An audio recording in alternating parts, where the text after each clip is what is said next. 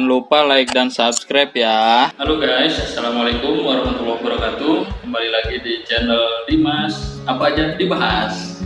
Oke, kali ini pasti yang udah lama di rumah, kelamaan di rumah atau kebanyakan WFH, kalian bosen nggak di rumah nih ya? Sama kayak saya. Jadi selama di rumah itu pasti ngabisin kegiatan buat bermacam hobi dan lain-lain. Nah, salah satunya mungkin hobi masak nih, dikembangin lagi di rumah. Nah, buat teman-teman yang punya hobi bikin kue, nah ini ada salah satu rekomendasi oven untuk pemula, dan ini cocok banget kalau menurut saya, karena saya udah pakai ini hampir sebulan lebih. Nah, saya pakai ini, alhamdulillah bekerja dengan sangat bagus dan membantu dalam proses pembuatan kue ya. Nah, oke, kita ulas saja ya, apa sih kelebihan dan kekurangannya dari oven Konka ini. Nah, kebetulan oven Konka ini saya dapat di toko online, itu di Konka-nya langsung ya, ada toko online-nya Konka langsung. Nanti kalian bisa cari sendiri, harganya juga cukup murah. Jadi yang pertama, keunggulan dari oven ini yaitu harganya itu sekitar 350, 370 sampai 450 ribuan lah.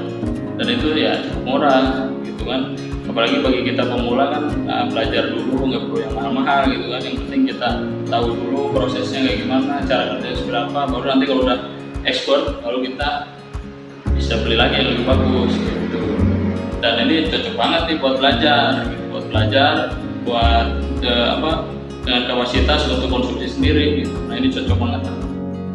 Nah, berikutnya oven ini juga udah punya pemanas atas bawah, cuman memang tidak bisa diatur pemanas atas bawahnya, jadi dua-duanya tetap nyala gitu kan, tetap nyala, dan kalian ya nggak bisa ngatur mau api bawah aja atau api atas aja, itu nggak bisa gitu. Nah, terus yang berikutnya di sini juga ada dua knob. Yang pertama itu knob untuk temperatur, dan yang kedua ada untuk timer. Nah, knob untuk temperaturnya ini dari 30 derajat sampai 230 derajat, sedangkan timernya ini ya sampai 60 menit ya.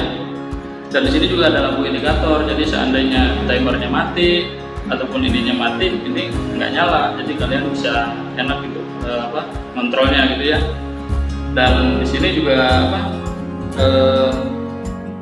rata-rata kan ada 3 indikator. Yang satunya biasanya untuk matiin api bawah atau api atas. Nah, ini nggak ada, cuma 2 indikator aja. Dan apa aja sih yang didapat kalau kalian beli oven ini? Yang pertama ya, ini ada sarung tangannya, terus ada grillnya, dan satu lagi ada nampannya.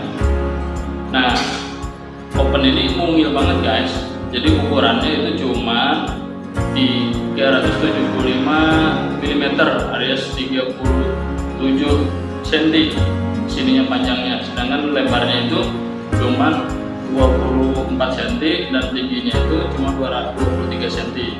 Jadi mungil banget lah, dan kapasitasnya pun cuma 13 liter.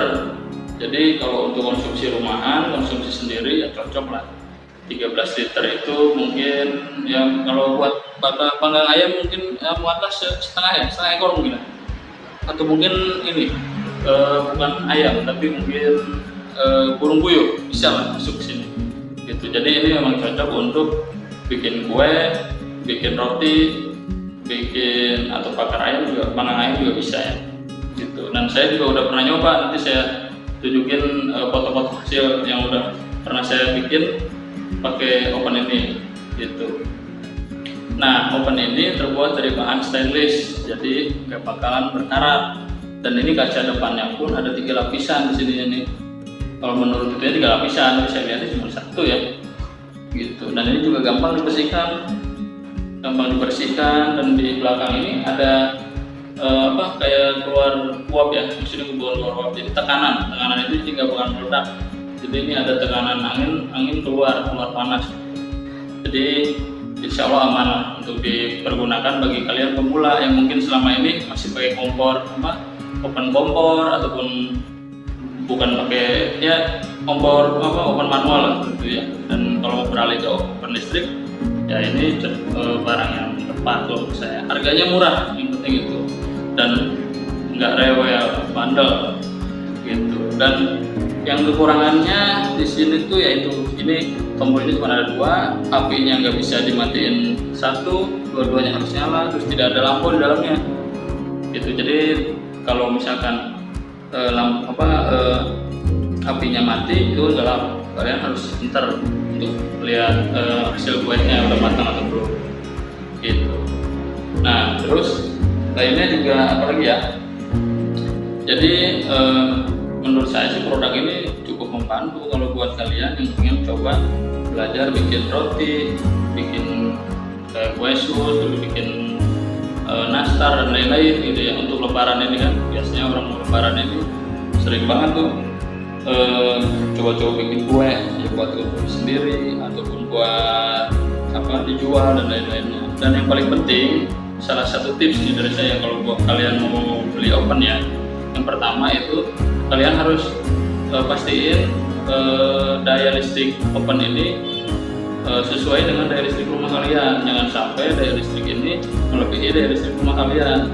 Dan daya listrik oven ini 1050 watt, nah, lumayan kan?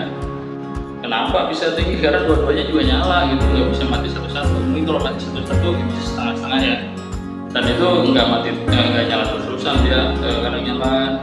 Kalau temperaturnya semakin panas, ini nyalanya semakin sering, nyalanya lama, terus redup, nyalanya lama, terus redup gitu. Tapi kalau temperaturnya semakin dingin, ini nyalanya kan jedanya lama, banyak matinya daripada nyalanya.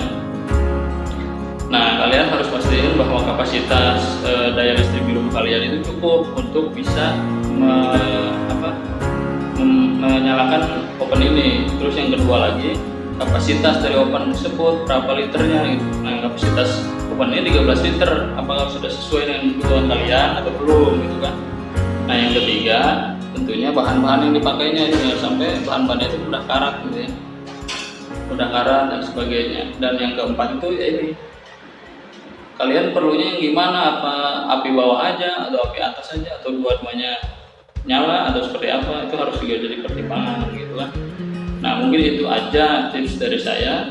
Dan tentunya yang terakhir itu budgetnya, kalian punya budget berapa. Tentunya semakin mahal oven itu akan semakin bagus, dan semakin murah ya itu ada harga, ada kualitas gitu kan, gak bakalan bohong harga mah gitu kan.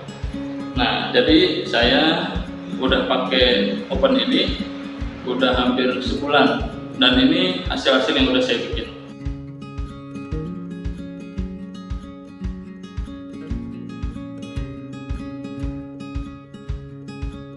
Nah jadi kalian bisa lihat di situ ya gimana hasilnya dari oven ini. Ya lumayan lah kalau buat belajar. Saya juga bikin kue bukan buat jualan, buat belajar iseng-iseng. Soalnya selama ini kan saya cuma lihat-lihat di YouTube gimana cara bikin kue, saya bisa praktek sendiri gitu. Dan harganya nggak nyampe 500.000, itu yang bikin saya tertarik. Jadi buat kalian yang lagi cari-cari oven, mungkin video ini bisa jadi referensi buat kalian untuk cari oven yang bagus untuk pemula. Jadi jangan salah pilih oven ya, dan harus banyak pertimbangan, jangan sampai nanti beli nyesel.